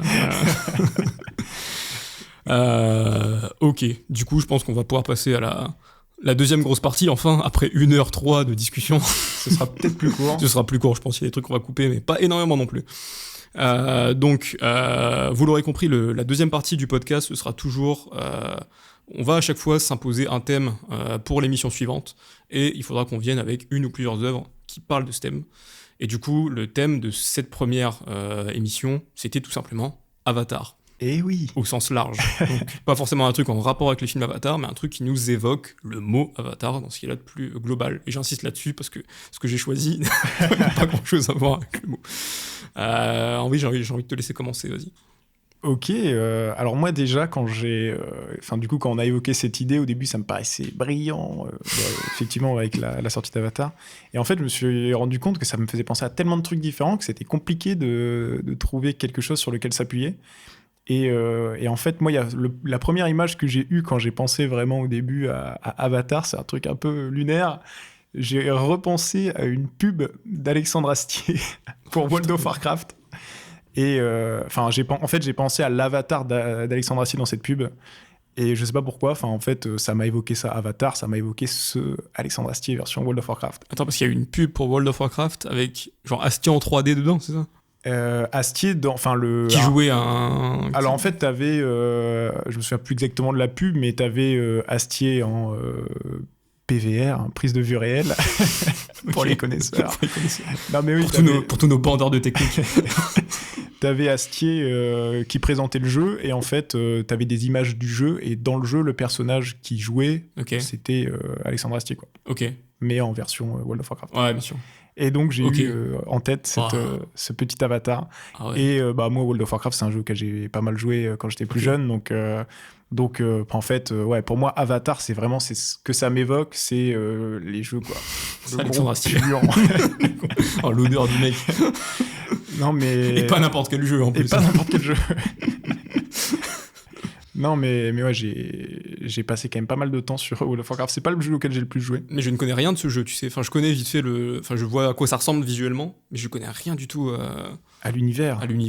Je ne sais pas vraiment de quoi ça parle, je sais pas quel style de jeu c'est. Enfin, je suis passé complètement à côté. Alors moi, je suis assez nul pour définir les jeux, mais c'est un jeu Heroic Fantasy, quoi, en gros, où t'es dans un univers qui est divisé en deux gros groupes, on va dire. T'as l'Alliance et la Horde. Okay. Donc, en gros, les gentils, les méchants, quoi. Ouais. Enfin, c'est beaucoup plus gris que ça. Ouais. Hein, mais... Et en fait... c'est deep. Dans chaque groupe, t'as des races. Donc, tu vas avoir les humains, les elfes, les orques, etc. Les elfes de sang, machin, les nains. Enfin, t'as plein de races différentes. Et t'as des classes aussi, donc chasseurs, mages, etc. Ouais. Et tu choisis... ton personnage, ta classe, et tu te lances dans l'aventure. Et moi, c'est un univers qui m'a énormément plu quand j'étais jeune, parce que le jeu en tant que tel est très riche, mais Blizzard ont vraiment fait un lore qui est super intéressant autour de ça. D'ailleurs, il y a eu un super film, pas du tout. Ah ouais, c'était pas ouf le film. Warcraft, le commencement. Ouais, je me souviens. Il n'y a pas eu de suite d'ailleurs, le commencement. Ouais. C'était pas terrible. Mais c'était en anime, c'est ça? Enfin, Non, c'était... c'était comme Avatar, quoi. Ouais, ok. Mais en moins bien. Non, mais le film était assez rude parce qu'ils ont voulu en faire un film pour tous, quoi. Enfin, je sais pas, ils ont mal adapté. Enfin, c'est juste une mauvaise adaptation. Alors, le film est pas horrible, mais c'est pas une bonne adaptation... de l'univers, en fait. Okay. Après, c'est dur. L'univers est tellement riche et tellement dense, et il y a tellement de personnages hyper intéressants. T'as Illidan, Gul'dan, t'as le roi Lich, t'as plein de personnages hyper intéressants dans le lore de World of Warcraft, que c'est déjà difficile de choisir une période, les personnages que tu vas suivre, etc. pour un film, parce que, en fait, le médium ne s'y prête pas, quoi. Ouais. Ils auraient dû tu peux faire une mini-série où tu fais un épisode sur des événements, un épisode sur d'autres événements, et ça peut se répondre. Ouais, bien sûr. Ça aurait été beaucoup plus intéressant, je pense, pour traiter l'univers, quoi. Ouais. Mais donc voilà, donc World of Warcraft, énorme jeu de fou. Après, ça fait longtemps que j'ai pas joué, mais je me souviens, j'ai rejoué il y a peut-être 3-4 ans. C'est un jeu PC, du coup, c'est ça? Ouais, jeu PC, et j'y ai rejoué il y a 3-4 ans, et ça m'avait marqué... j'ai lancé le jeu, je me suis remis direct dans le mood, comme à l'époque, quoi. Je me suis immergé. Et c'est pour ça aussi que ça me fait penser à l'Avatar, c'est quand tu t'immerges dans un monde, en fait. Parce que t'as plein de jeux où... je trouve que ce concept d'Avatar, je l'ai moins avec Dofus, tu vois. Ouais. Dofus, pourtant, tu crées ton personnage, pareil, t'as des classes, machin. Mm-hmm. Des classes, des races, c'est un MMORPG, c'est la même chose, quoi. Mais ce truc d'immersion, je trouve que tu l'as beaucoup moins dans Dofus, quoi. Après, les graphismes font aussi que. Et dans Dofus, ce qui est vraiment intéressant, c'est l'échange avec la communauté, je trouve. Alors que dans World of Warcraft, tu peux t'amuser seul, beaucoup plus que dans Dofus, je trouve. Okay. Dans Dofus, moi, j'ai toujours joué à Dofus avec mes potes. Jouer à Dofus tout seul, ça m'intéresse pas, tu vois. Que quand je lançais WoW, même quand j'étais tout seul, ça me faisait kiffer. Parce que j'étais pris dans cet univers de dingue et qui me dépassait quand j'étais petit, mais je sais pas, t'as l'impression d'avoir une deuxième vie, tu vois. Ouais. C'est pour ça que Enfin, Avatar, c'est un truc, ouais. Non, ça marche bien, ouais. ça m'a fait penser à ça. Ça marche très bien. Voilà, tout simplement. Sympa. Je te laisse. Alors moi, il va falloir que je m'explique. Ce n'est pas Alors, partie d'une pub. Ce n'est pas partie d'une pub. Mais j'ai un raisonnement un peu similaire au tien, dans le sens où, pour moi, Avatar, ça me faisait aussi penser à l'univers jeu vidéo. Et du coup, ça m'a fait penser à un film en lien avec l'univers du jeu vidéo, et qui était un peu évident, en vrai, c'est Ready Player One, Ouais. de Spielberg. Je sais que tu t'en bats les couilles de Spielberg, donc c'est pas un réalisateur qui te touche particulièrement. Ouais, mais il fait des très bons films. Enfin, Ready Player One, j'ai adoré. Mais Ready Player One, j'avais adoré aussi. Je me rappelle qu'à l'époque, j'avais dit, je pense qu'il y aura un avant-après comme avec Avatar. le pif du mec. T'as le nez creux. Du coup, bon, ça n'a pas eu un impact si grandiloquent, mais ça reste un film que j'aime beaucoup, que j'avais revu après, que j'avais toujours bien aimé. Et du coup, je me suis dit, c'est peut-être un peu trop évident de parler de ça, d'autant que j'aurais pas grand-chose de plus à dire. Si vous l'avez pas vu, allez le voir, ça se regarde très bien, c'est du Spielberg, donc c'est extrêmement divertissant et bien fait dans son divertissement. Il y a plein d'easter eggs. Il y a plein d'easter eggs. Alors là, si vous aimez les easter eggs, là, vous allez vous régaler. Vous pourrez faire des vidéos faciles de les 20 easter eggs que vous n'avez jamais vus dans Ready Player One. Mais du coup, pour rester dans cet aspect un peu, pas tant jeu vidéo, mais plus monde virtuel, il y a un truc qui m'est vite venu à l'esprit, c'est aussi l'univers Matrix. Et après Matrix, j'ai pensé à Trinity de Laylo. Oh, waouh! Et j'avais envie Pas de parler mal. de Trinity de Laylo. Oh, pas mal, il est fort. Parce que, pour mettre un peu de contexte, j'ai pas pensé à ça pour rien non plus, c'est que je me souviens en début d'année, Laylo avait dit qu'il allait sûrement sortir enfin, il avait sous-entendu qu'il allait sortir quelque chose cette année, donc un album, et que ça allait être. Qui misait beaucoup dessus, etc. Il disait 2025 sera mon année, machin. Au final, rien n'est sorti, ça a été décalé, et je crois qu'il avait même annulé sa tournée de festival, etc. Et du coup, quand ça a été officiellement annulé, tout ça, j'ai vu des gens en parler sur les réseaux, et j'ai vu beaucoup de gens, enfin pas mal de personnes dire que Trinity vieillissait mal. Que c'était pas un si bon album que ça. Alors pour remettre un peu dans le contexte, pour ceux qui connaissent pas, Trinity, du coup, c'est un album de Laylo, un rappeur, je sais plus s'il est français ou suisse ou un truc comme ça. Putain, j'ai un doute. Waouh. Bah, moi, j'aurais dit qu'il était français Je d'instinct. pense qu'il est français aussi, mais j'ai envie de vérifier pour pas dire de merde. Non, c'est un rappeur français, tout à fait, toulousain pour être exact. Qui est sorti du coup en 2020, je me souviens parce que c'était sorti un mois avant le confinement, je crois. Et je me souviens l'avoir écouté, on vivait à Lille tous les deux à l'époque. Et je me rappelle que j'étais sorti, c'était sorti du coup un vendredi comme tous les albums, et j'étais sorti le jeudi soir et que je l'avais écouté sur le chemin du retour en rentrant chez moi, ça m'avait marqué. Et parce que c'était la dernière aussi sortie que j'ai fait avant le confinement. Bref. Du coup, Trinity, c'est un album de Laylo qui est sorti en 2020. Comme beaucoup d'albums de rap français de ces 10 dernières années, c'est un album qui a énormément d'influences différentes. Enfin, c'est du rap avec des influences à la fois trap, à la fois cloud rap, un peu comme on dit. Enfin, beaucoup de choses un peu différentes musicalement. Et surtout, c'est un album qui raconte une histoire. En fait, vous avez un fil rouge tout le long de l'album, où en fait, ça raconte l'histoire d'un mec qui rencontre une sorte d'intelligence artificielle, en fait, qui lui sert de petit ami, littéralement. Et du coup, tu suis un peu une sorte de Her de Spike Jonze, mais en version un peu plus future dystopique, quoi, disons. Et c'est assez fort parce que l'album arrive à te faire ressentir tout ça juste avec du son, finalement. Il n'y a pas d'image, il y a eu quelques clips, etc. Mais globalement, tu arrives à te plonger dans un univers un peu comme ça dystopique, juste avec la musique et juste avec le son. Donc t'as plusieurs... dans l'album, tu as une intro et tu as plusieurs interludes. Où tu as du coup la voix de l'intelligence artificielle qui parle, etc. C'est assez clair quand tu vois l'album parce qu'il y a... Tous les titres musicaux, entre guillemets, sont écrits en majuscules et tous les titres interludes sont écrits en minuscules. Du coup, t'as ce truc un peu fil rouge, quoi, tout le long de l'album, un peu narratif, c'est le mot que je cherchais. Et du coup, c'est un concept qui est quand même assez inédit, qui s'est pas non plus beaucoup refait depuis. Lui-même a réutilisé un peu ce concept dans un album qui avait sorti un peu plus tard, qui n'avait plus rien à voir pour le coup. Mais du coup, Trinity s'est sorti en 2020 et à l'époque, ça avait été un gros succès de mémoire. Enfin, oui. Beaucoup de gens qui avaient énormément apprécié. Il y avait eu une promo assez forte. Pourtant, il avait sorti, j'ai regardé, il a sorti qu'un seul son avant la sortie de l'album. Okay. Donc, c'est le morceau qui s'appelle Megatron. C'est un genre c'est un morceau assez particulier où il reprend un peu le même concept que Black Skinhead de Kanye West, avec une batterie hyper robotique et hyper répétitive tout le long du morceau, où il rappe et où il chante dessus de façon hyper expérimentale. Il faut savoir que c'est un rappeur assez particulier, dans le sens où c'est pas forcément un gros kicker, c'est pas forcément un gros lyriciste non plus, mais c'est un mec qui fait beaucoup d'effets de voix, qui joue énormément sur des variations de flow, il prend la prod de différentes manières, il y a beaucoup d'effets un peu différents sur sa voix, etc. Ce qui fait que des fois, je l'écoute un peu comme j'écoute un peu Lelo comme j'écoute du rap américain, dans le sens où je comprends pas forcément tout ce qu'il dit, parce que des fois il baragouine un peu, il parle un peu vite, etc. Mais tu captes l'émotion, tu vois, tu captes la vibe du truc, quoi. Et du coup, Trinity, c'est en fait un peu à l'époque, c'était l'apogée de tout ce qu'il avait fait, parce qu'en fait, il avait déjà travaillé ce délire un peu numérique, un peu digital sur ses albums d'avant, et Trinity est arrivé comme le point d'orgue un peu de tout ça. Et du coup, je l'ai réécouté récemment, et c'est toujours un super album, quoi. Moi, je l'ai pas écouté récemment, mais ça m'avait eu une énorme claque à l'époque. Non. À l'époque, tout le monde avait apprécié. Même la cover était assez folle, je trouve. Enfin, même encore maintenant, même le CD avait c'était un objet assez particulier, etc.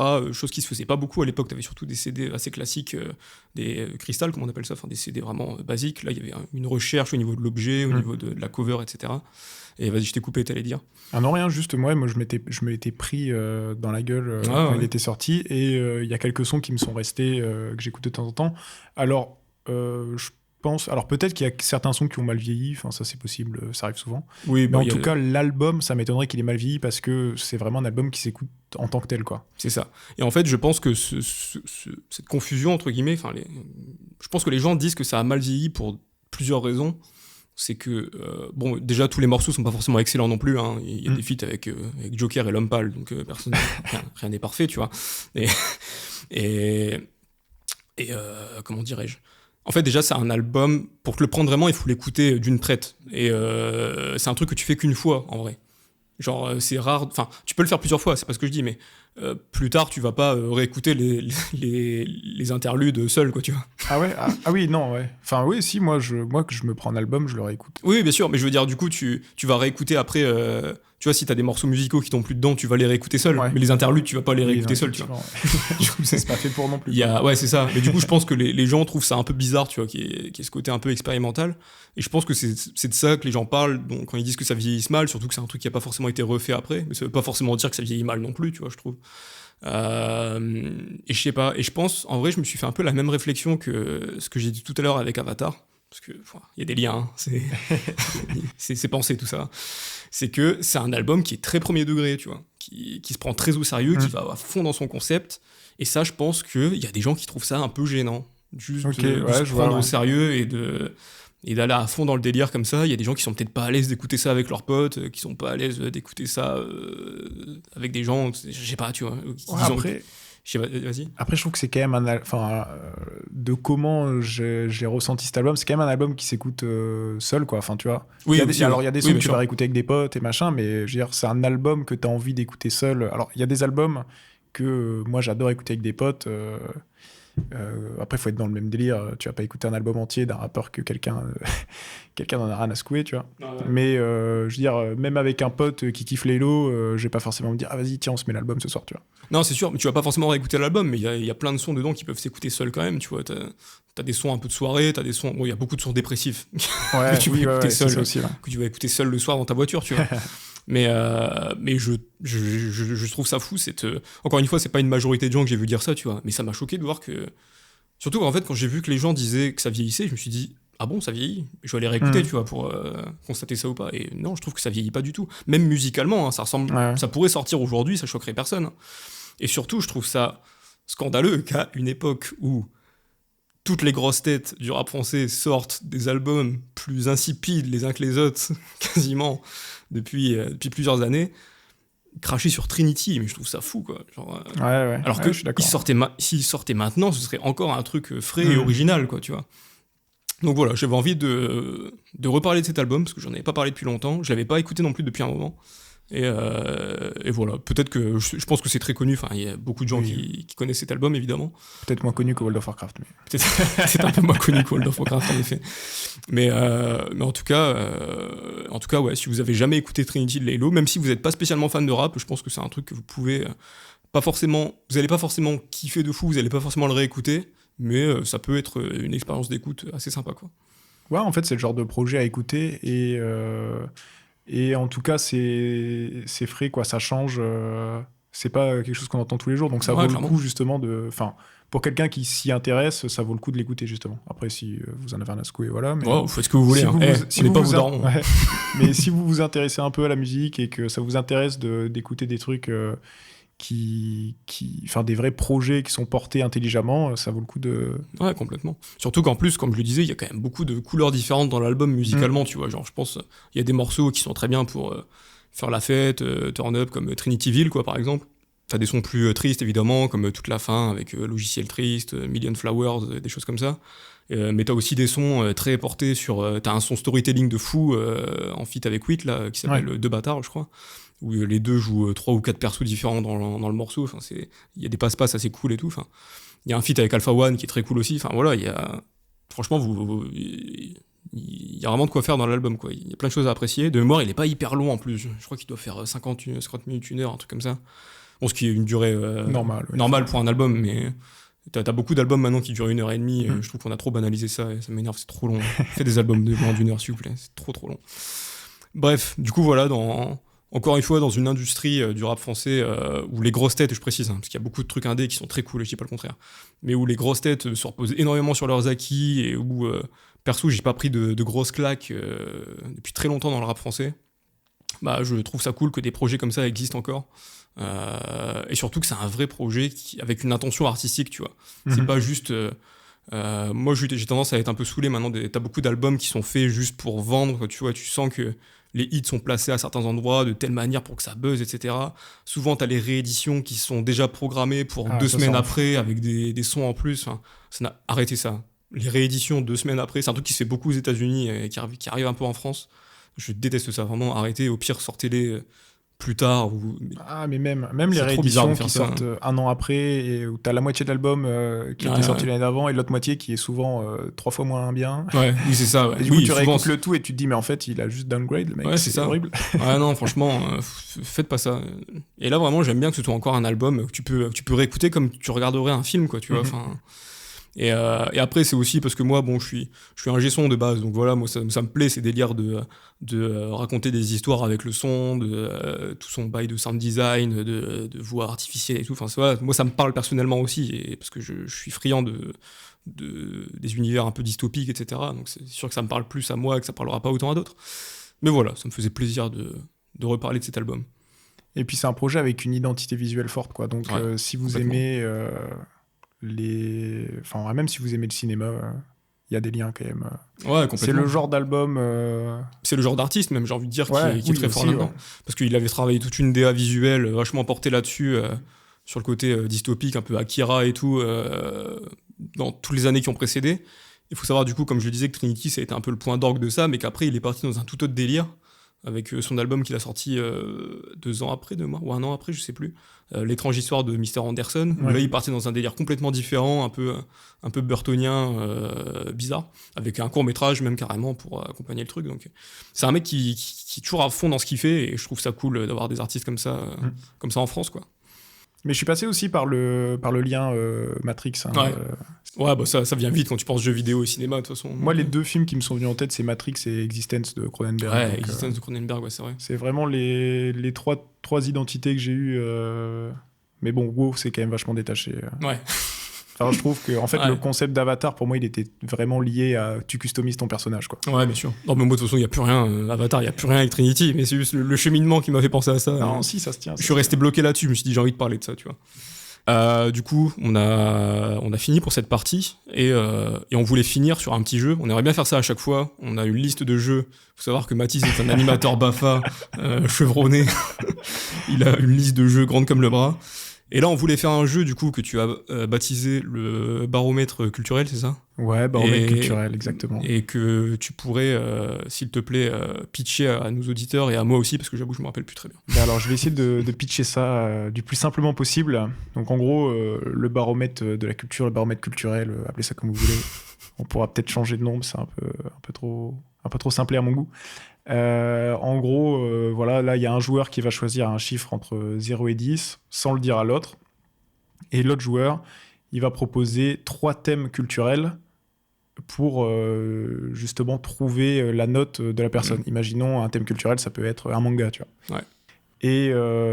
Et l'autre va répondre, si on dit thème culturel manga, l'autre va répondre, si la note qu'il a en tête c'est 4, un manga qui vaut 4 sur 10 pour lui. Ouais. Du coup, pour donner un exemple, par exemple, admettons que ce soit moi qui dois choisir un chiffre, je pense au chiffre 3.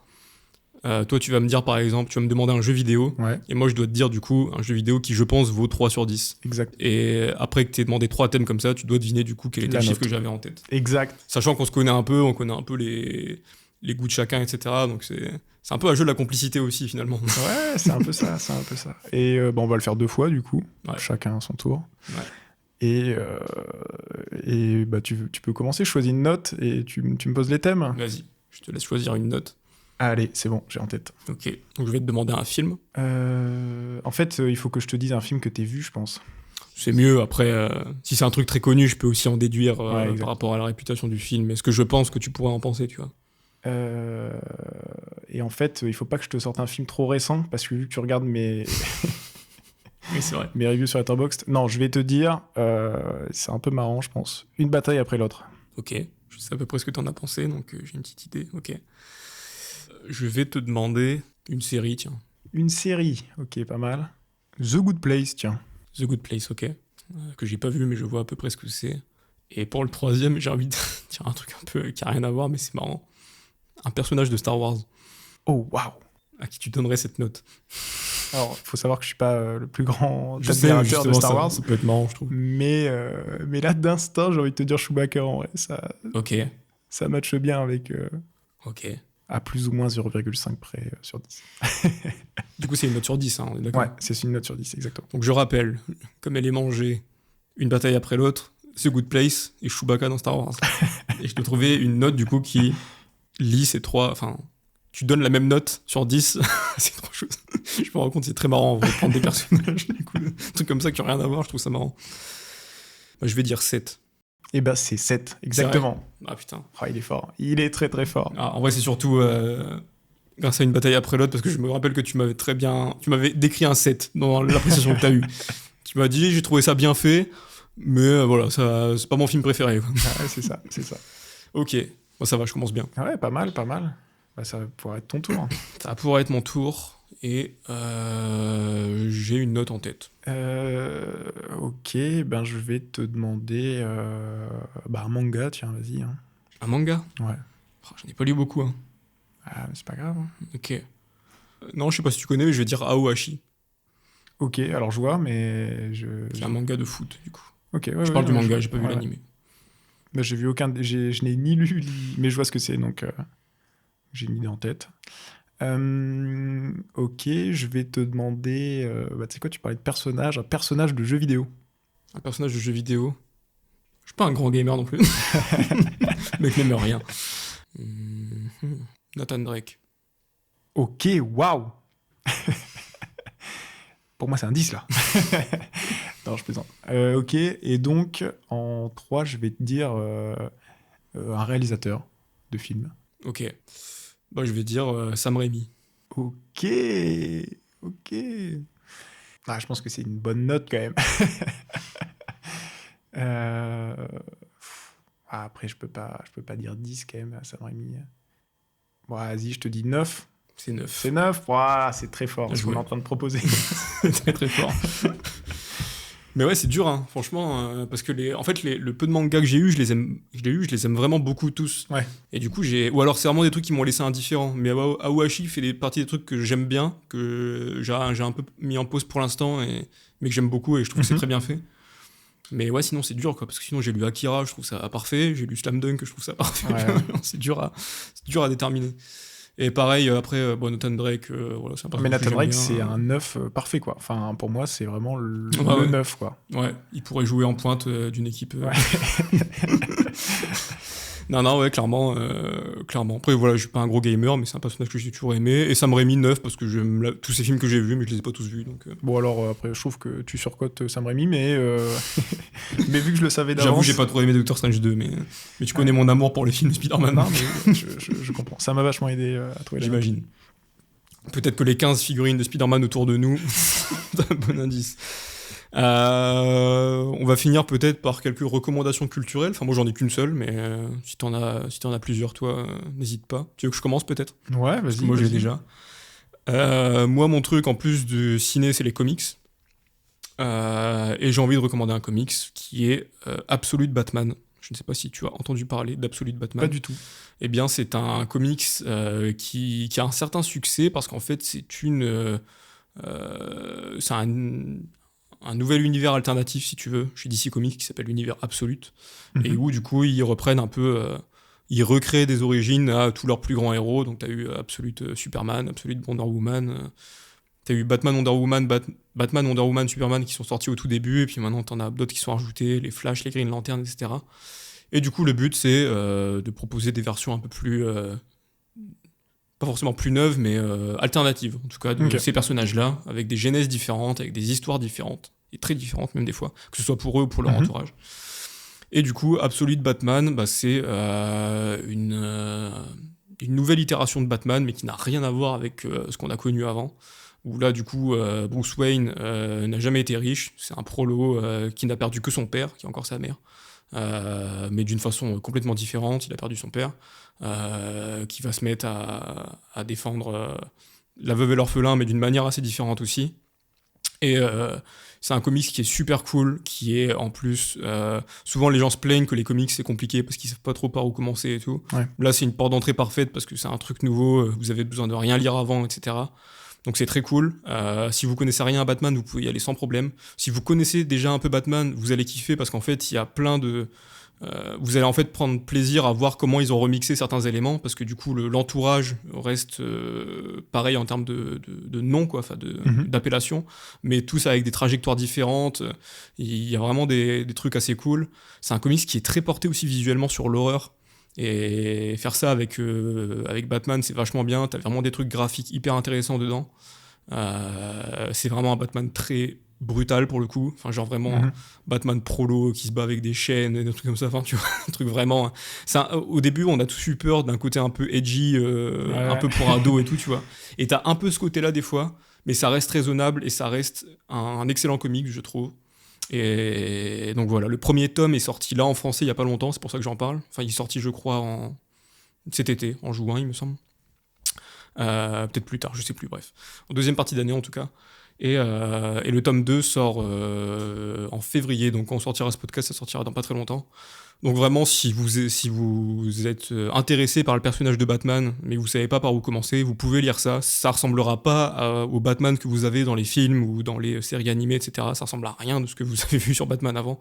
Mais c'est une super porte d'entrée pour découvrir ce personnage-là d'une autre manière. Et ça se lit vraiment très très bien, c'est très bien dessiné.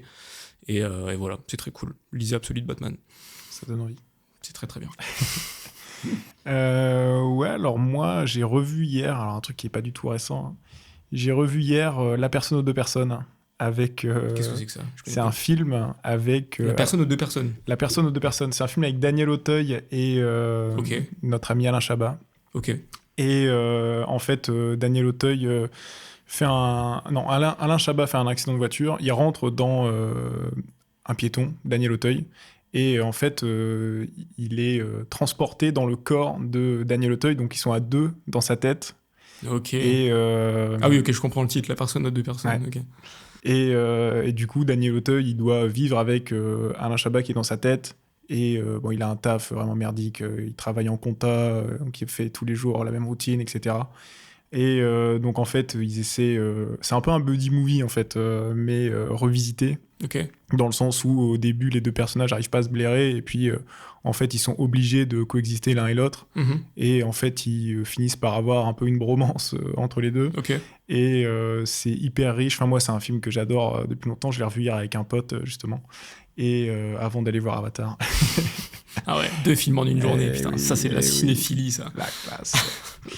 Et ouais, c'est vraiment kiffant.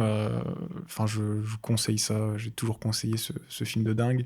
Et voilà, allez voir ça. Je pense pas qu'il y ait besoin d'en dire beaucoup plus.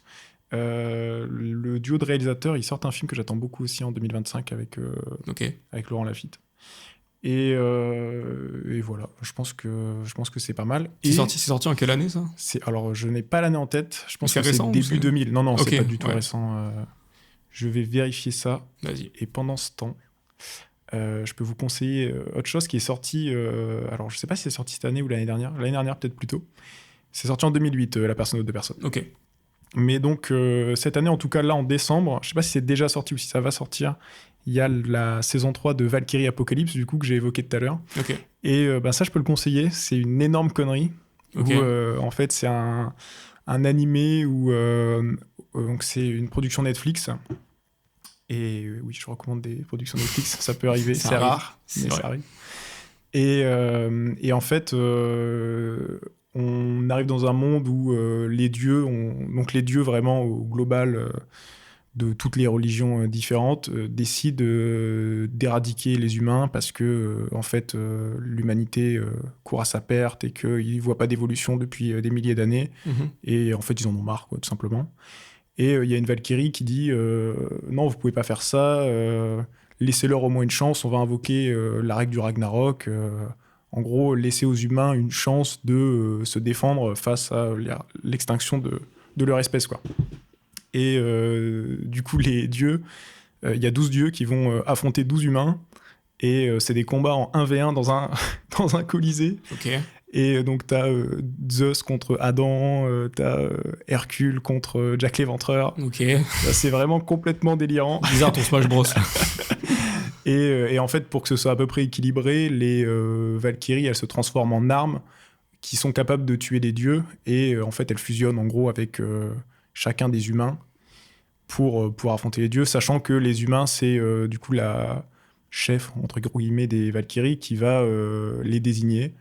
Et c'est assez marrant, enfin, c'est complètement stupide, mais je capte. mais c'est vraiment rigolo. Et en fait, dans le Colisée, justement, à chaque fois, tu as les spectateurs, la moitié sont des dieux, enfin des demi-dieux ou machin, Ouais. et l'autre moitié, c'est des personnages liés à la temporalité du héros qui est en train de combattre. Ok. Donc, tu vas avoir Ève qui va encourager Adam, etc. Tout le monde crie « Papa, papa !» parce que c'est le premier homme. Donc. Ah oui, d'accord. Enfin, c'est assez marrant, c'est complètement stupide. Faut pas s'attendre à un chef-d'œuvre, mais honnêtement, en fait, c'est vraiment frais. Ça fait du bien, quoi. Et ils vont vraiment au bout du délire. Ok. Et ça démystifie énormément les dieux, évidemment. Mais enfin, voilà, c'est très fun. Voilà, je recommande. Je recommande un peu plus quand même La personne de personne. Ah, je connaissais pas du tout quand tu m'en as parlé là, ça me disait rien du tout. Mais ok, ça a le mérite d'être intriguant. Voilà, et ça c'est actuel. C'est actuel, ok, c'est sorti cette année du coup, c'est ça? L'année d'avant. Bah, moi je l'ai vu cette année. Mais c'est un film du coup ou c'est une série? C'est une série. C'est une série, ok. J'ai vu les 2 premières saisons cette année, mais c'est peut-être sorti l'année dernière. Et t'as combien de saisons en tout? Bah là c'est la 3e qui Ah, sort. c'est la 3e, ok. Ok, et bah fort bien. Du coup, on va s'imposer un thème pour le mois prochain. Bon, alors du coup, ce sera pas le premier podcast qui sortira en 2026, puisque le premier podcast qu'on sortira en 2026, c'est celui que vous êtes en train d'écouter. Oui. Mais en tout cas, le premier épisode qu'on tournera en 2026, c'est le prochain qu'on tourne. Et du coup, on va se donner le thème 2025. Tout simplement. Dans toute son étendue, dans tout son côté vaste. Voilà. Et comme vous voyez à quel point j'ai pu partir en couille avec le mot Avatar déjà, imaginez juste avec le mot 2025. Voilà, je vous laisse, Avec le nombre 2025. je vous laisse imaginer quelle pub je choisirais pour ma Faites des pronos. meilleure pub de l'année 2025. Soit une pub, soit Alexandre Astier.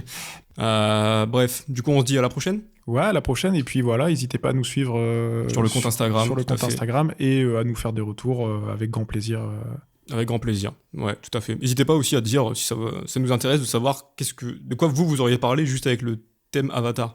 Ouais. En vrai, je serais curieux, je suis assez curieux de savoir ça.